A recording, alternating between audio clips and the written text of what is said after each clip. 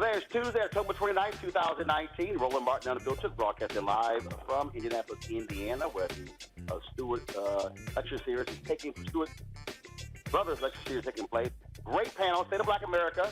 I'll tell you more about that later in the show. But first off, NCAA, based here in Indianapolis, makes a decision allowing for athletes to sell their likeness. We'll explain and talk to the California State Senator, one who co-sponsored this bill that caused the NCAA's reaction today. Also, the Congressional Black Caucus, they remember Congressman John Conyers, who died on Sunday at the age of 90. Speaker Nancy Pelosi, she also, of course, has words of encouragement for the Conyers family. We'll be discussing that on the show as well.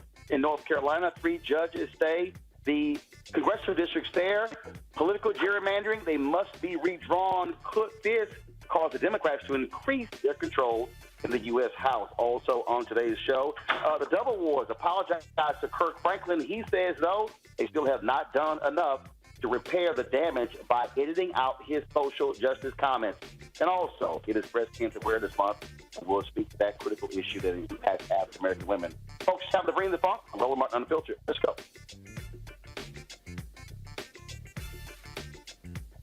Whatever the miss, he's on it. Whatever it is, he's got the scoop, the fact, the find. And when it breaks, he's right on time. And it's rolling. Best move, he's knowing. Putting it down from sports to news to politics. With entertainment just for kicks, he's rolling. Yeah, it's on go, roll, y'all. Yeah, it's Roland Martin, yeah. Rolling with Roland now. He's funky, he's fresh, he's real, the best, you know he's Roland Martin now.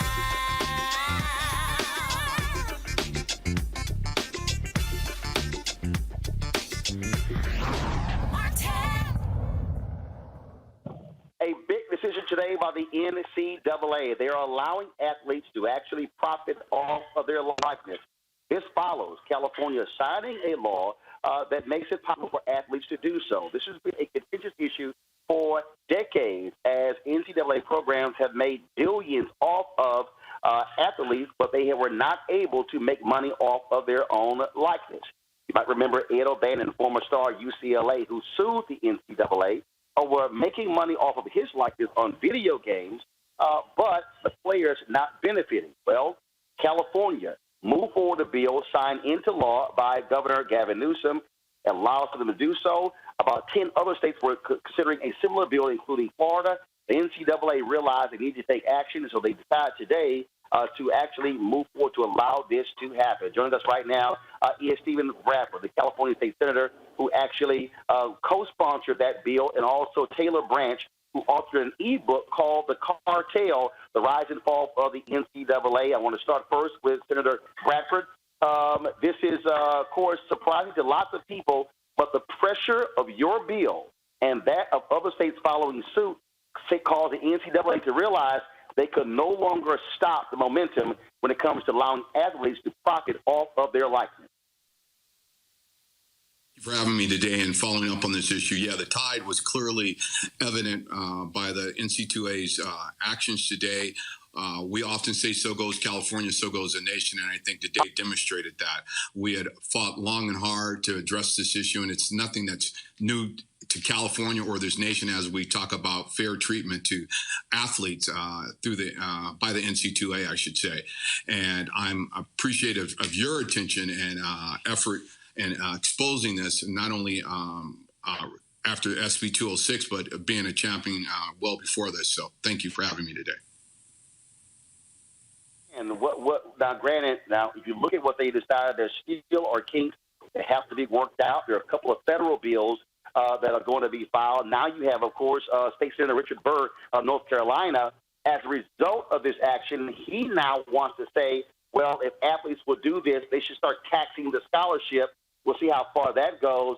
But let's be clear. There are people who are angry with what California did, with what you did, because they have been profiting off of the bodies of the athletes, especially black athletes, for decades. Without a doubt. And the NCAA, this won't impact the NCAA or the university whatsoever. This will just allow that young student athlete, be it male or female, to hire an agent, hire an attorney, and own their name, likeness, and image as any other student or any other individual can in America. Even if you're a scholarship, music student on full scholarship, you can teach music lessons. But if you're a scholarship athlete, you can't teach swimming, football, baseball, whatever the case where your area of expertise, you can't benefit off those talents. So this is just allowing them to be able to own their image like anyone else here in the United States of America. And it follows suit of what we've allowed Olympic athletes to do for now in the last 20 years. I want to bring in Taylor Branch. He authored a book years ago called The Cartel, Inside the Rise and Fall of the NCAA. We had him on my show, Washington Watch, on TV1 when that book came out. Taylor, you were planning to write on something else, but then when you begin to look at this thing, you begin to realize how the NCAA, frankly, was abusing student athletes, making billions of dollars. And in fact, the guy who led the NCAA for years admitted this was a faulty system when it came to the so-called student athlete, which really wasn't even, as you wrote, was a term that a lawyer came up to defend the NCAA in a lawsuit. Mm-hmm. That's true. Oh, that's absolutely right, Roland. And it's really good that the senator and California are getting involved, because this is at bottom a constitutional issue. One of the great principles established by the Constitution is that people shouldn't be a judge in their own case. And the NCAA is demanding the right to be the sole judge of who gets to keep the money generated by the athletes. And not surprisingly, they're deciding to keep it themselves and say that the athletes can't have any. So I think the fact that California passed this law is a great step forward, but I do want to caution people. The NCAA will hang on to this money as long as it can, and there's a lot of smoke and mirrors. Even in the statement that's done today, I'm looking at it, and it said that they'll do it provided that there's a distinction between collegiate and professional opportunities, and that student athletes can't get, it's not permissible to get compensation. So they're saying that they want any benefits from the use of the likenesses to be educational benefits, not in the form of actual compensation, like 14 million college undergraduates who have jobs outside the classrooms get paid, and nobody regulates them except these athletes. So I want to congratulate the senator for breaking this down in California, but I want to caution people that, frankly, I think the dam is breaking, and this action by the NCAA is going to make people only angry because it's not what they're trying to make everybody think it is. And Senator Bradford, particular point, they saw, of course, that Florida was moving forward, and some other states, and just to what Taylor said, these states, their state laws will be governing athletes in their state. Now, I want to be sure get your thoughts on that. But also, let me be clear: the bill that you put forth impacts state universities or all college athletes, whether they go to private colleges or public colleges. It's all colleges that participate in NCAA here in California. And so, to what Taylor's point, is it important people to understand that the state law, frankly, overrides whatever the NCAA comes up with? That's correct. Absolutely. Roland, people need to remember the NCAA has never had any legal sanction. It's a private agreement among the universities. Exactly. That's why I called it a cartel. It's a classical cartel. They agree that they're not going to pay their labor. So it doesn't have any legal sanction whatsoever. But finally, states are beginning to address this injustice through state law, and it's a good benefit. We just have to be careful, because there will be smoke and mirrors to try to conceal what they're doing and make us think that everything's all right.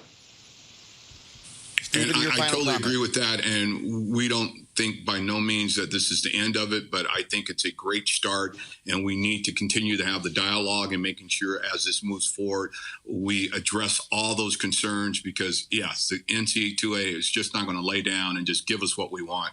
But again, they saw the tide, I should say, was shifting when you had 12 other states who already indicated that they were going to introduce similar legislation next year. You had 2 members of Congress, Cedric Richmond out of Louisiana and Mark Walker out of North Carolina, who had already introduced legislation on the federal level. So I think, again, that pressure moved the NCAA to do something. When we initially introduced this bill in February, they stated they were going to put together a task force and look at it.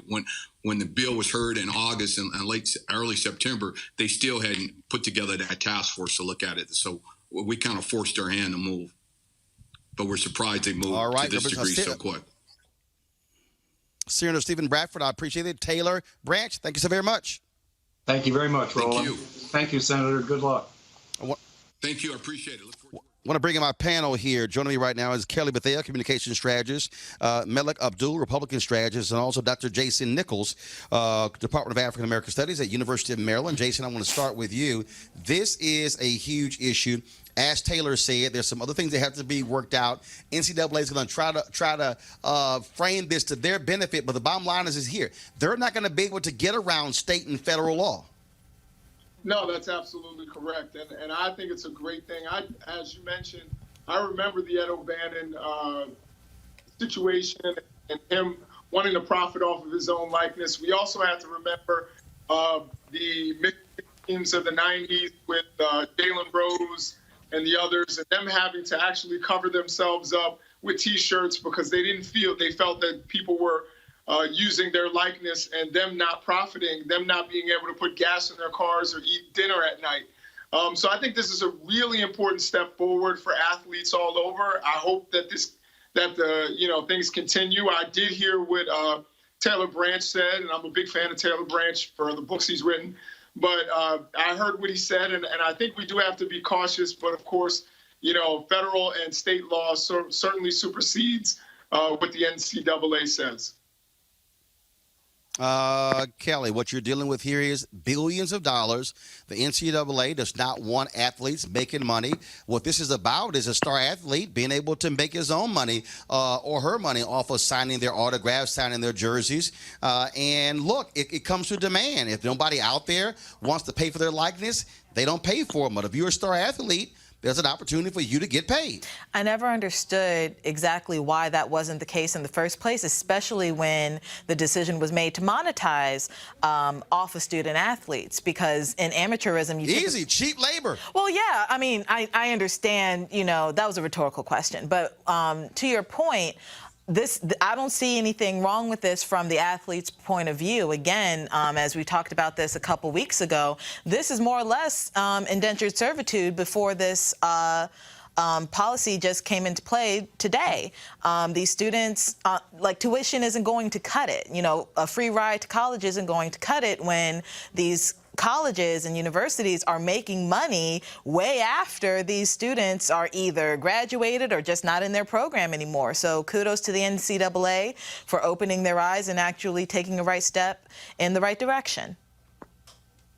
Melik, the real issue is this here. If you are a music scholarship, if you're on a music scholarship at Mississippi State, Ole Miss, Alabama, or any one of these universities, you can go out, make money off of your musical talent. What the NCAA says is that you cannot make money off of your athletic talent. In fact, it even says that if I was a journalism major and played basketball, and a newspaper or a magazine or a blog or a website wanted to pay me to write a journal on the season, the NCAA would say that is illegal because I'm using my athletic talents to be able to make money. What Senator Bradford said is what's good for the music scholarship student should be good for the athlete.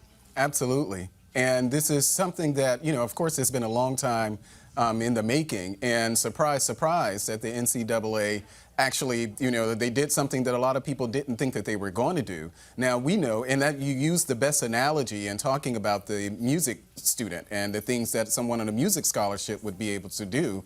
That's probably one of the best analogies out there, so people can really understand the depth of what it is that we're talking about. One of the things that I'm happy, this is a great thing that athletes now will be able to make money. And as you say, it's no guarantee that, they're going to make money, but giving them the opportunity to do so, I definitely appreciate that. One of the things that I was thinking about, and I said, I think the last time I was on this show, in light of the, very well-received article from Jamel Hill talking about, players going to HBCU, I do kind of wonder whether or not, that if that would be the trajectory, whether or not people will actually go towards HBCUs now because they have an opportunity to go to one of the big tier schools and make a lot of money. But overall, I think it's a great thing. Bottom line is, look, players are going to the major schools to be on television. That's what it boils down to be in front of those millions of audience and to go into the NFL. That's what's happening here. But this is about, again, if somebody out there wants a player to be able to sign autographs and pay them $20, now they can actually make some money. But we'll see, as Taylor Brand said, what happens with the NCAA rules. Folks, let's go to our next story. The Congressional Black Caucus last night took to the floor of the House to pay tribute to the longest-serving African-American serving in the U.S. House, in Congress, Congressman John Conyers, who died on Sunday at the age of 90. Here is what folks such as Congressman John Lewis had to say about the former dean of the House. Mr. Speaker, I rise today to pay tribute to Congressman John Conyers. He was one of the 13 founding members of the Congressional Black Caucus. And I stand here today joining the chair of the Congressional Black Caucus, Karen Bass, in recognizing that he served for 53 years in the U.S. House of Representatives, making him one of the longest-serving House members in history and the first African American to hold the title of dean. Congressman Conyers was born in Detroit on May 16, 1929, the eldest of 4 sons of John and Lucille. He attended Detroit Public Schools and graduated from Northwestern High School. After graduating, he served in the National Guard and then joined the U.S. Army. He was inspired by his friend, Dr. Martin Luther King, to run for office and was elected to the House of Representatives in 1964. His first hire was civil rights hero Rosa Parks. As a human rights and civil rights champion, Mr. Conyers opposed the death penalty and fought the police brutality, and he also led a co-sponsor for the voting rights of 1965. Mr. Conyers also assisted in passing the Help America Vote Act, the Violence Against Women, the Motor Vehicle Bill, the Jazz Preservation Act, and the Martin Luther King Holiday Act. I want to enter into the record the statement by the Honorable Eddie Bernice Johnson in her statement about the congressman. She said, "I pay tribute to the life and legacy of a distinguished public servant and colleagues, John James Conyers, Jr., who passed away this weekend." And she asked that her colleagues join her in extending the sympathies to Congressman Conyers' wife, Monica Conyers, son, John Conyers III, and Carl Edward Conyers, and all whom he influenced over the course of his life. May he rest in peace. Mr. Speaker, I want to thank the young lady from Michigan. Well, you're still very young, for bringing us together to honor John Conyers. The former dean of the House of Representatives and the co-founder of the Congressional Black Caucus, John Conyers was born at a time when we needed someone to stand up, to speak up and speak out and to get in the way of getting what I call good trouble, necessary trouble. As a matter of fact, John Conyers and Martin Luther King Jr. was born the same year. So maybe history, faith, and maybe God Almighty placed the two of them here to work together. Before being elected to Congress, Mr. Conyers served in the Korean War and on the staff of Representative John Dingell. When the people of Michigan elected Mr. Conyers in 1964, he brought Congress to the front line of the civil rights movement. And he took civil rights, voting rights, labor rights, and human rights to the United States Congress. John Conyers, perhaps more than any other member of Congress, he made trips over and over again to the South to identify with the struggle going on in the South. He came to Alabama, to Georgia, Mississippi, and other parts of the Deep South. Mr. Speaker, Representative Conyers was one of two members of Congress, both from Michigan, who voted on the original and every single reauthorization of the Voting Rights Act. He could give us the backstory of every major law, from the Civil Rights Act of 1968 to a 20-year effort to establish a National Day of Service honoring my friend and leader, Dr. Martin Luther King Jr. When Rosa Parks, a person who I got to know so well, was forced to leave our home state of Alabama after the Montgomery bus boycott, Mr. Conyers, more than anyone else,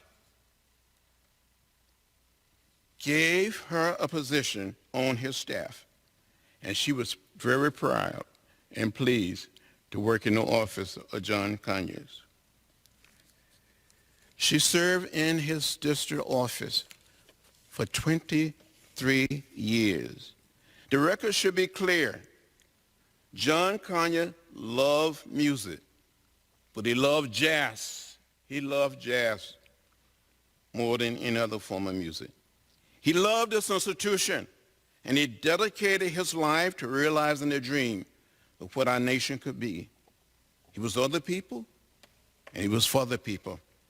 On this difficult day, I offer my deepest condolences to his beloved wife, sons, family, and the people of Michigan who mourn his loss. May he rest in peace and in power. Speaker Nancy Pelosi also released a statement last night. This is what she had to say. Chairman Conyers' life was lived in service to achieving true equality in America. His leadership made a difference in the lives of countless Americans. As a founding member of the Congressional Black Caucus, and then as chairman of the Oversight Committee and chairman of the Judiciary Committee. His legislative leadership leaves a powerful legacy, from his work to protect the right to the ballot box to ensure the right of every American to affordable health care, and to recognize Martin Luther King Jr. Day as a federal holiday. May it be a comfort to Monica, their children, John and Carl, and the entire Conyers family, that so many mourn their loss and are praying for them during this sad time. As I said yesterday, former President Bill Clinton and Secretary of State Hillary Clinton released a statement as well. We have yet to hear from President Barack Obama about the life and legacy of Congressman John Conyers. Going to a break. When we come back, we'll talk about what's happening in North Carolina when it comes to political gerrymandering. Could this lead to Democrats expanding their lead in the House? Also, the Dove Awards apologizes to Kirk Franklin, but they've still got some work to do. All of that next on Roland Martin Unfiltered, broadcasting live from Indianapolis, site of the Stewart Lecture Series and their annual State of Black America Conversation. You want to check out Roland Martin Unfiltered? YouTube.com/Roland S. Martin. And subscribe to our YouTube channel. There's only one daily digital show out here that keeps it black and keep it real. It's Roland Martin Unfiltered. See that name right there? Roland Martin Unfiltered. Like, share, and subscribe to our YouTube channel. That's youtube.com/Roland S. Martin. And don't forget to turn on your notifications so when we go live, you'll know it. All right, family, it's almost time. The holiday season is my favorite time of the year. And whether you celebrate Thanksgiving, Ramadan, Christmas, Kwanzaa, or New Year's, this is when you think about spending time with the people you love most. This is also the time to count your blessings and support those less fortunate and look at how you can have an impact on their lives. Well, I have the perfect opportunity for you to be a holiday hero and have a major impact on other families. Now, here's the deal. Right now, hundreds of thousands of Americans are sitting in jail without being convicted of a crime. Why? Because they lack the financial resources to pay their bail. Now, think about it. If you are arrested for any minor offense, you'll be taken directly to jail. And if you don't have bail money, whether it's a few hundred or a few $1,000s, you will stay there until a court date is scheduled.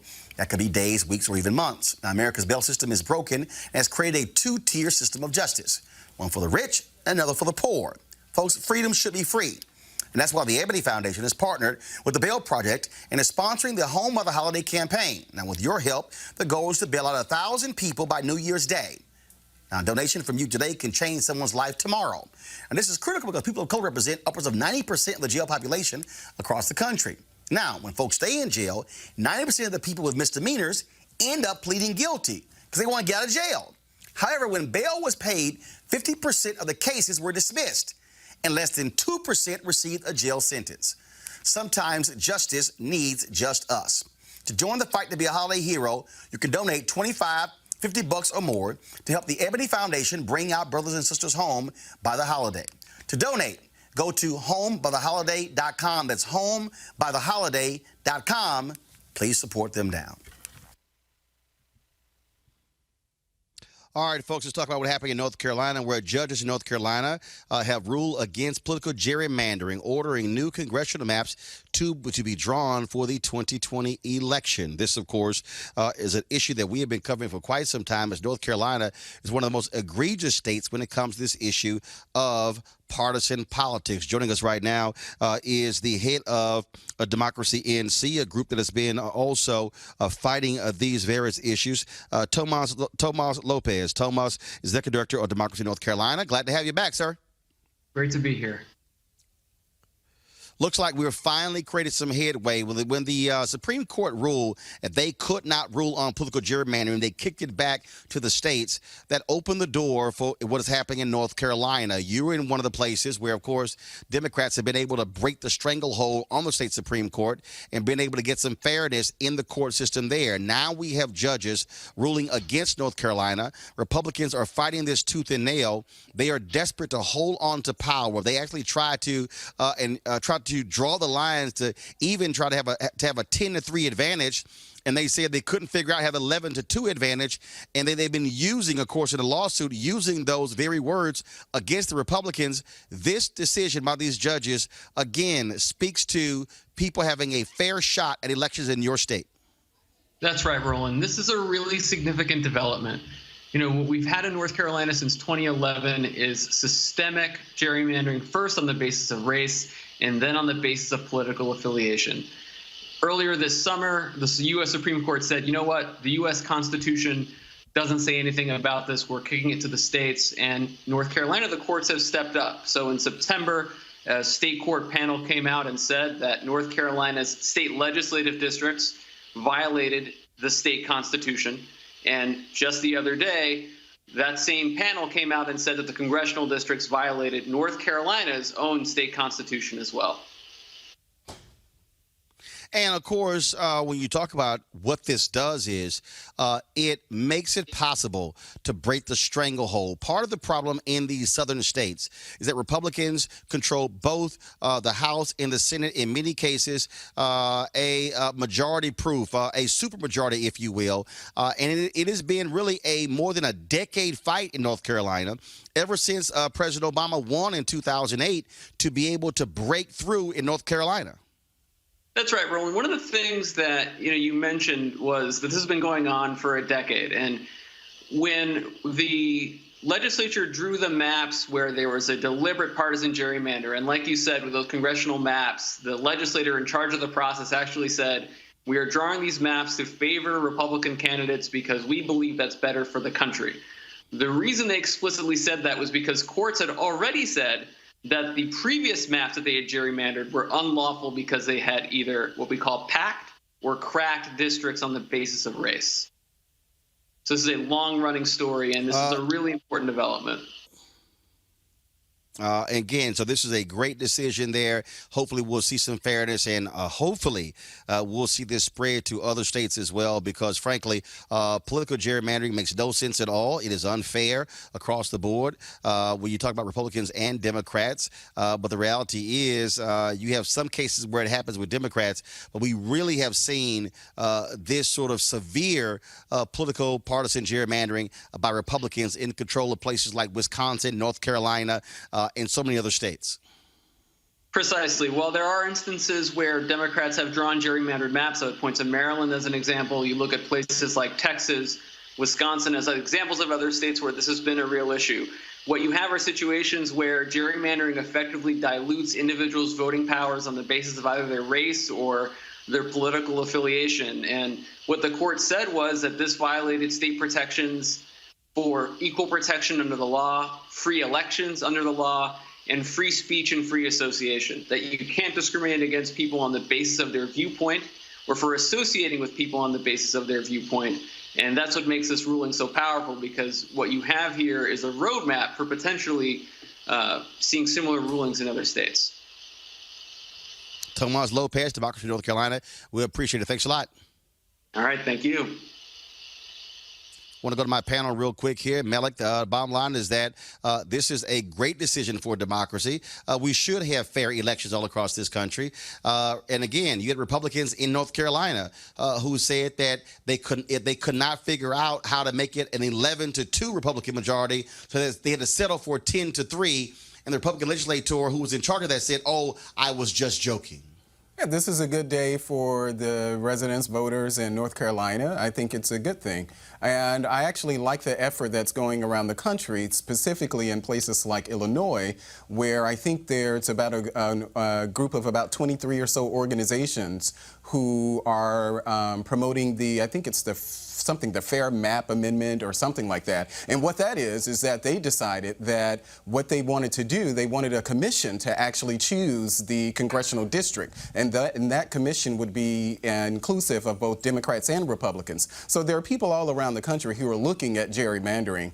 And this is a good day for the residents of North Carolina, but I think this is something that will probably spread. I know the mayor and the governor of Illinois at this point are behind the new effort. So I think it's a great thing. Anytime that we can give people the option to vote and not suppress the vote, I think it's a great thing.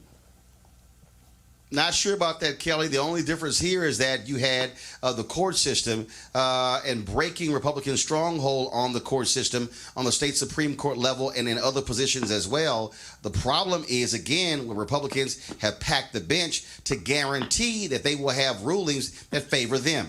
And what's ironic about this is that the federal, if I'm not mistaken, Supreme Court said that this Republican heavy Supreme Court said that this is actually a state issue, and then the state said that, you know, North Carolina was wrong. So it kind of backfired on their end in terms of this strategy of packing the courts.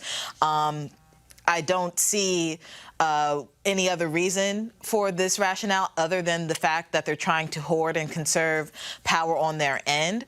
But that's not what democracy is about. So kudos to the plan backfiring. Jason, you do, Mela talked about a commission, but in Michigan, they created one, and the Republicans tried to overturn the will of the voters and, frankly, affect the budget of that commission because they were not happy that a commission has been approved by a ballot measure in Michigan to draw their lines. Right. You know, across the country, we've had these issues with gerrymandering and trying to manipulate votes. I agree with both Mela and Kelly. What they said, the federal government or the Supreme Court already said that federal judges cannot get involved in this, that this is a state issue. And we're seeing how state judges and state courts are actually trying to make it so that people can actually vote. And North Carolina is a battleground state. I think we're going to see these kinds of things when you're dealing with the census that's coming up in 2020. Redistricting is done by the party in power. So we really have to keep an eye on this. be ready to sue when we see things that are irregular. All right, folks, got to go to a break. When we come back, we'll talk about October being Breast Cancer Awareness Month. That's next. Roland Martin Unfiltered. You want to support Roland Martin Unfiltered? Be sure to join our Bring the Funk fan club. Every dollar that you give to us supports our daily digital show. There's only one daily digital show out here that keeps it black and keep it real as Roland Martin Unfiltered. Support the Roland Martin Unfiltered daily digital show by going to RolandMartinUnfiltered.com. Our goal is to get 20,000 of our fans contributing $50 each for the whole year. You can make this possible. RolandMartinUnfiltered.com.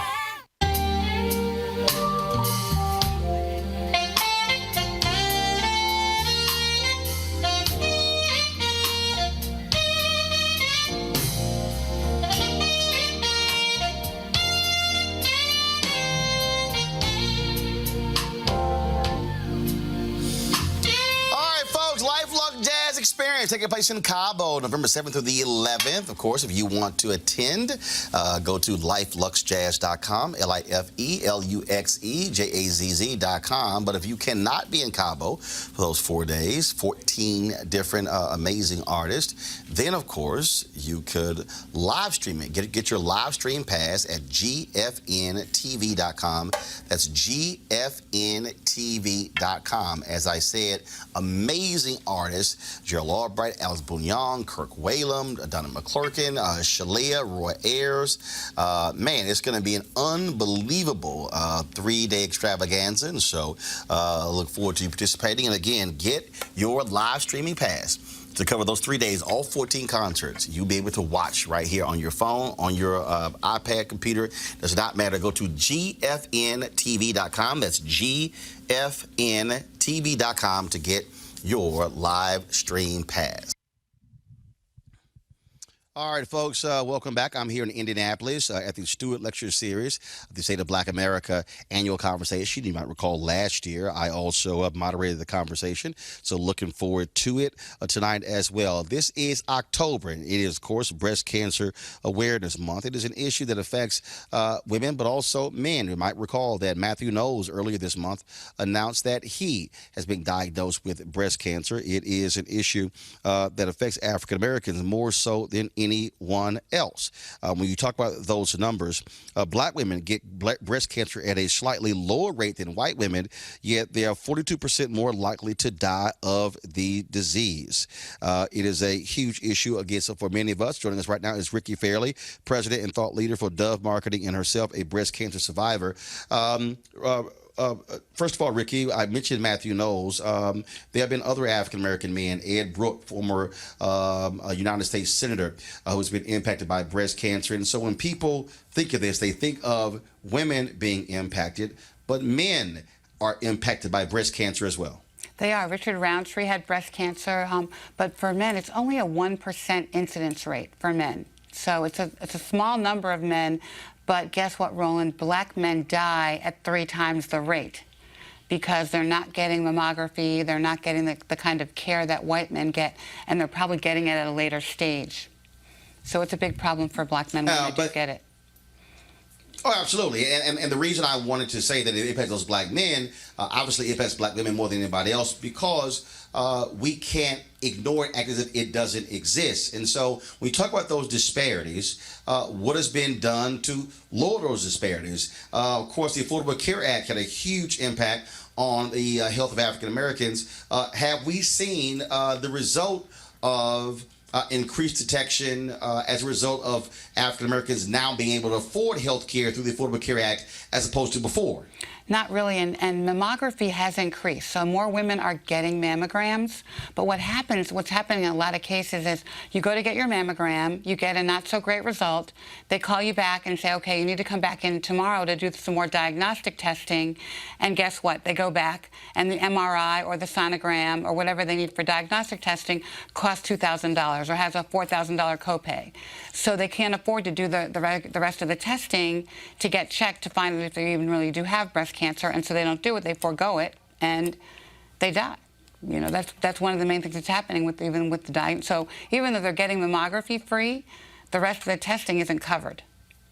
and they have to pay for it. And so when you look at this conversation taking place among the Democratic presidential candidates, Medicare for all, what options do we have to provide folks being able to get checked, to get screened? Because if I can afford a mammogram but can't afford the more rigorous test, and then all of a sudden I get breast cancer, right? Says we're screwed. We're screwed. We really need the insurance needs to cover the whole diagnostic process, and then also the treatment process, because even now a lot of the chemotherapy drugs are coming in pill form, and so if you have some hospitalization, you can go to the doctor. You know, like I have a port. You can have you have chemo through the port, but sometimes now you're getting chemo in a pill, which requires you to go to a pharmacist, and you have to have a pharmacy plan and a drug plan to get those drugs, and you can't afford it. A pill could cost $1,000 or $2,000, and so you can't afford it.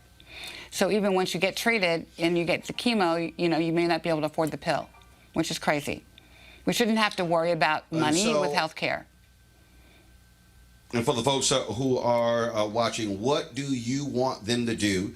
What should they be actively involved in when it comes to this whole issue of pushing insurance companies to cover this? What kind of activism do you want to see?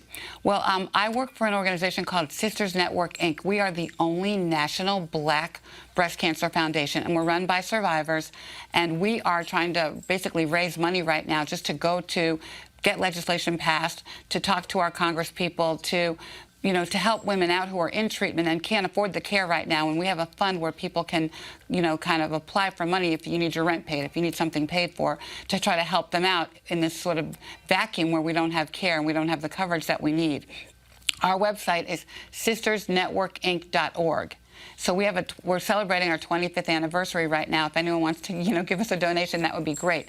But the money will go to good use because we're using it to work through our local legislators. We have 18 chapters across the country, and also to help women who are in need. And that's really important, to make sure our sisters are being treated properly. All right, Ricky Fairley, we certainly appreciate all the work that you are doing. Hopefully, folks will reach out and contribute to the cause, because we have to be willing to support our own. We appreciate it. Thanks a lot. Thank you, Roland, so much. Take care. All right, folks, going to a break right now. When we come back, we're going to talk Kirk Franklin and an apology from the Dove Awards, but is that enough? That's next on Roland Martin Unfiltered. You want to check out Roland Martin Unfiltered?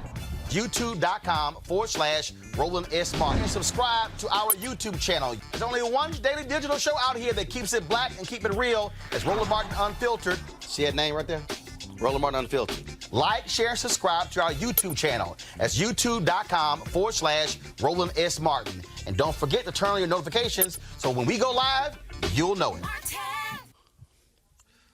All right, folks, the 50th Annual Dove Awards took place this year and did not suit well for Kirk Franklin. As we told you yesterday, he released a video blasting them and TBN for editing his comments where he spoke about the death of Auntiana Jefferson, shot by a former Fort Worth police officer. The Dove Awards has since responded, apologizing to Kirk Franklin. This is the statement that they actually issued on yesterday. On the heels of the 50th Annual Dove Awards celebration, I want to thank everyone who came and helped us fulfill our mission to spread the gospel through music for all the world to see. And then they go on to explain their mission. And they say, due to our broadcast window, we had to significantly end the Dove telecast to 2 hours, which aired Sunday, October 20th. In light of this, we understand that many were disappointed because there were so many memorable moments and noteworthy portions of acceptance speeches absent.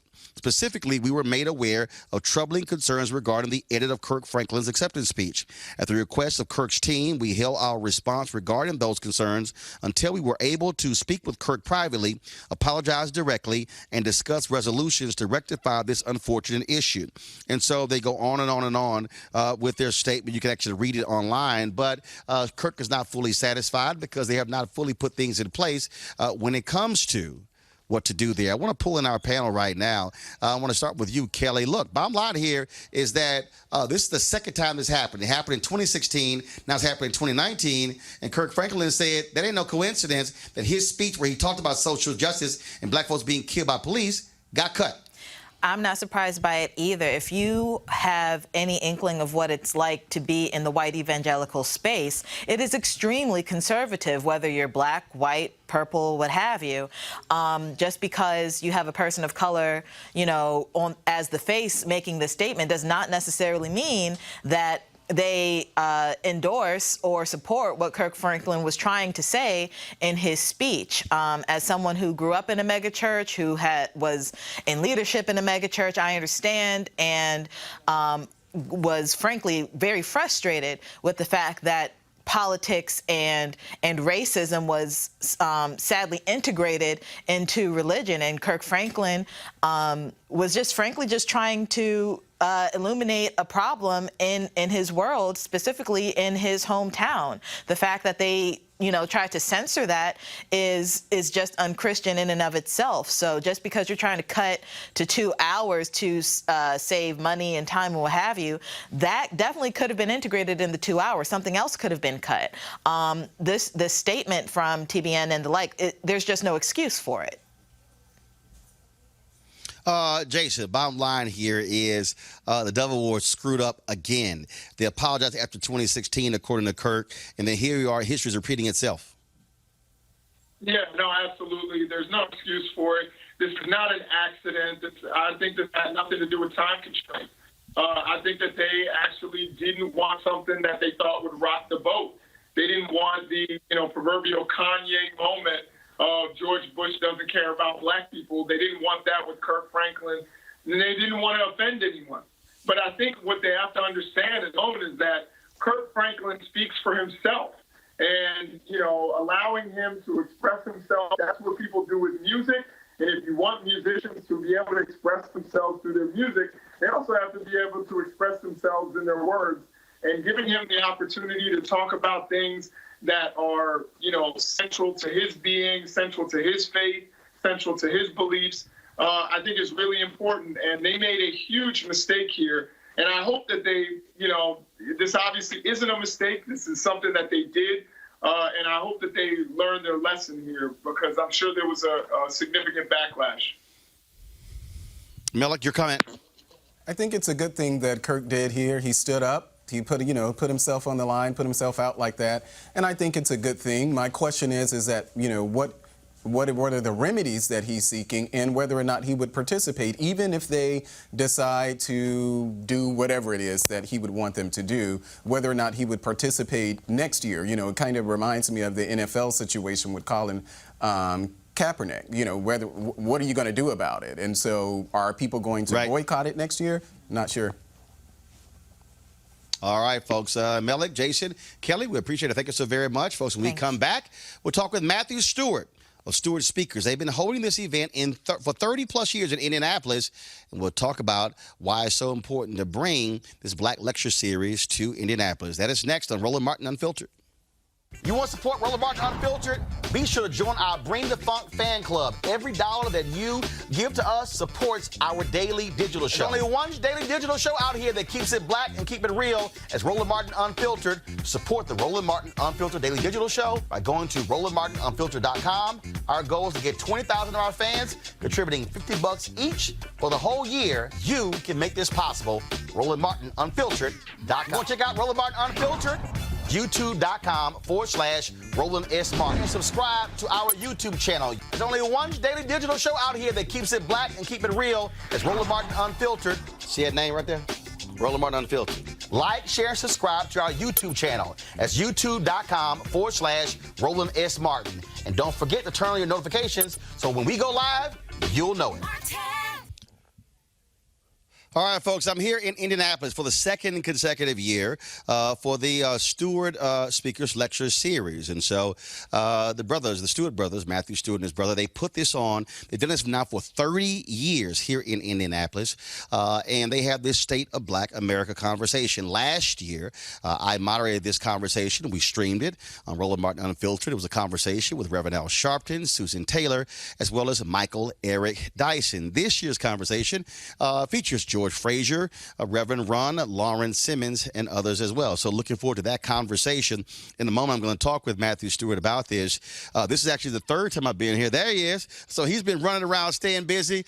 They do this. So first of all, this is the second year I moderated. One other year I actually was the keynote speaker. Absolutely. So y'all been doing this for 3 decades? 3 decades, yeah. 33 years we've been bringing in everybody who's anybody, thought leaders from across the country, from Harry Belafonte to Susan Taylor to Common, to Dr. Mae Jimerson. So over 100 thought leaders have come through this series. Why? So what was the impetus? What caused you and your brother to say, we got to do this? Yeah, so there's so much happening here in Indianapolis. I mean, our homicide rate was up. Our health rates were skyrocketing, where we were losing black males, black women far too soon. And so we knew that we had to bring in some national thought leaders to dialogue with us. So not only just to talk, because our tagline is more than just talk, but to develop a plan of action so that we can start addressing these issues that are impacting our community. And when you think about, again, moving folks to action, what has been the outgrowth of that? Have you actually seen people take what they've heard here and then put it into effect, into plan in the community? Yeah, absolutely. So our churches, our communities of faith have started trying to help lower the homicide rate. And for the first time this year, we think our homicide rate will go down, not significantly, but it's trending in the right direction. So houses of faith have been going in their community 3-4 blocks around their churches and saying that this is not the community standard here. We cannot tolerate this. The village needs positive people. We're getting people back from reentry back into the community, and we have to make sure that those coming back to the village are valued and that they understand that this is the new code of conduct in our community. You also have a youth component. Reverend Run this afternoon talked to largely African-American men, but also some other folks as well. Why is that also important to be able to integrate speaking to young folks as well as those who are attending the lecture series tonight? Yeah, absolutely. So black males, again, I talked about that homicide rate of the 117 or 18 homicides this past year. 77 of those have been African-American males here in Indianapolis. And so we're trying to grapple with that. And they understand Reverend Run because he speaks their language. And so to have 300-400 black males in a room where you have the founder of DMC in that room, they understand that, they listen, they connect. Well, it's interesting. We were in the car arrived from the airport, and he was going to put on his suit and his collar because he is also a minister. Right. He said, should I change it? He had an Adidas tracksuit. I'm like, no, wear what you got on. Trust me, they identify with that. Absolutely, absolutely. So, yeah, and the feedback that we already are beginning to receive from the young men there at that conference, there was a connection there. And so we will continue to develop them, move them into the direction that we need them to go in our community. All right, folks. So that's going to start at 7 and it's 17. So we got to go. Now, here's the deal. Y'all have been experiencing the delay with the program because it's been real difficult getting a signal out of here. We're going to try to live stream tonight's conversation. If we're unable to get a connection, don't worry about it. We're going to record it, take that file, and then stream it tomorrow. But we're going to try to make it happen. But again, we have to operate based upon technology, and so we'll hope to do so. And so we're glad to be here, glad to be back for the second year in a row to moderate this. We had a great conversation last year. You can go to our YouTube channel, see that discussion with Susan Taylor, Michael Eric Dyson, Reverend Al Sharpton. But we're going to have this conversation in just a moment. And so always glad to be back in Indianapolis. So I got to go. Thank you, Melik, Kelly, and Jason for being on the show. All of our guests as well. Folks, you know how I end the show? Be sure to support us at Roland Martin Unfiltered. Go to RolandMartinUnfiltered.com. Use Cash App, Square, PayPal to support what we do. Join our Bring the Funk fan club because every dollar makes this possible. We get to travel to places like this, broadcast a show from cities all across the country because nobody else is doing a black daily digital show. Nobody. That's why we do it. So I got to go. Time to go to work. Holla!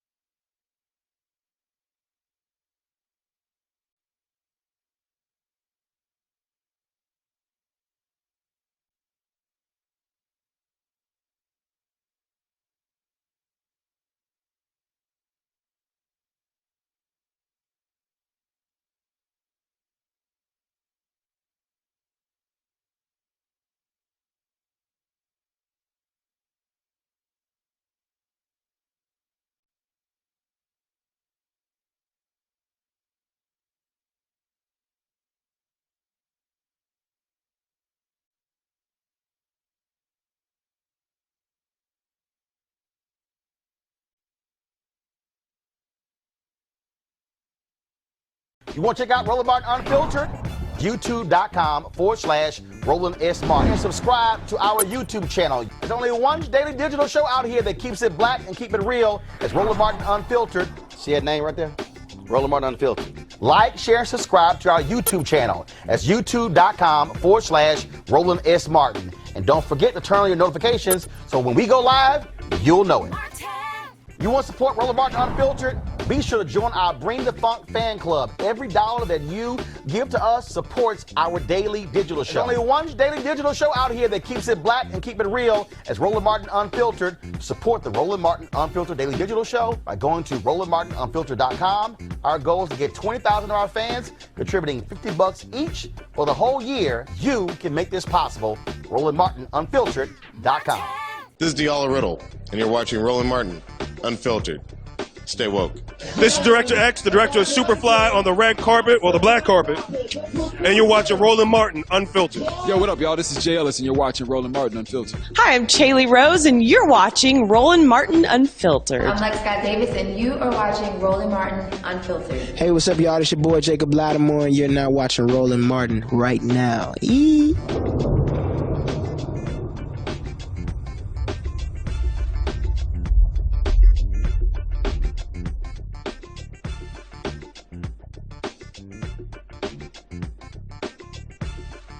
Hey fam, want to check out Roland Martin Unfiltered? The blackest show on all of digital, cable, and broadcast. Check out our audio podcast. There's only one daily digital show out here that keeps it black and keep it real. It's Roland Martin Unfiltered. Press play.